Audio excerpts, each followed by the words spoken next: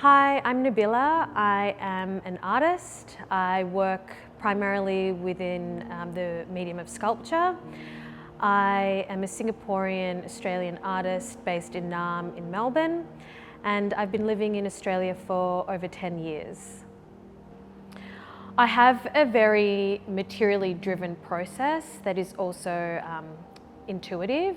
So I like to let materials actually speak to me, and I'm very guided by the potential of where that can go.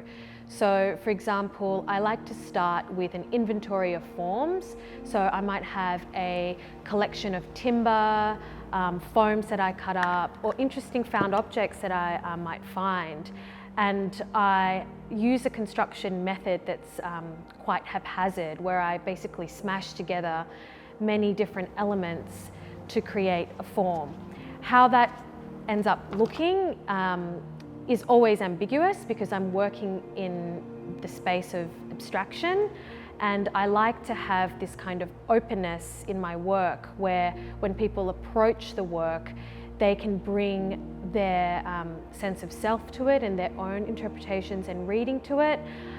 But as an artist, I like to guide people into what those readings could be. So sometimes I use found objects or humour of a certain material to tell a story with my work.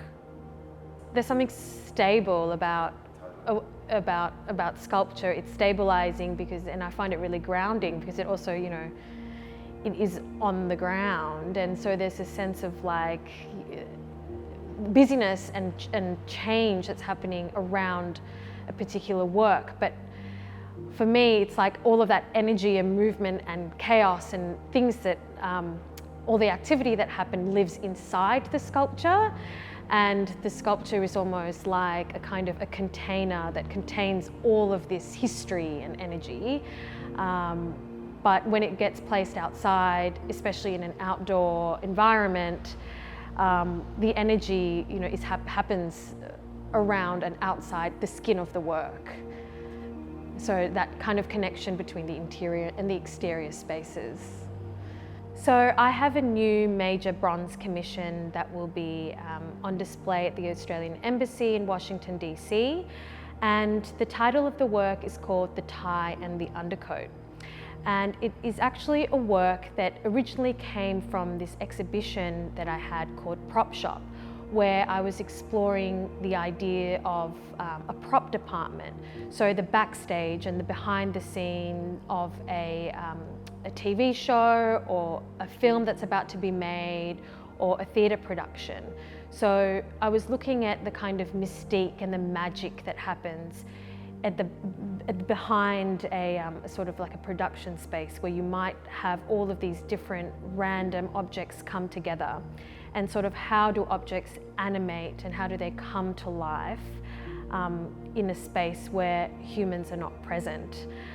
So the tie and the undercoat, I guess, plays on film tropes and ideas of the work uniform as an outfit or a costume that we wear when we perform a self. But that could be one reading, but mainly it is about putting together these shapes that came from door handles and the furniture legs and old furniture items that have come together in this sort of abstracted form. But using this found object like the walking stick, it creates a kind of caricature, and it adds a sort of, it animates the work. The work is abstract, but it's also loosely figurative, and I've decided for this work to incorporate a found object like the walking stick to play on the caricature of what it means to be dressing up and going to work. So the tie and the undercoat plays on this idea of us performing a self. This image of the tie and the undercoat, I was referencing sort of 1950s films and this kind of trope of a work uniform. And I think having this work placed right outside the Australian Embassy, it references how we perform a self when we go to work. I think with the scale of the tie and the undercoat, there is a kind of intimacy and a scale that feels like it's in perspective to the human body. I think how people will experience the work when they come to it, it feels like a kind of a mirroring of a self. This work perhaps being more figurative than some of my other works, I want people to see themselves in the sculpture and be able to reflect on their day-to-day lives coming into the building.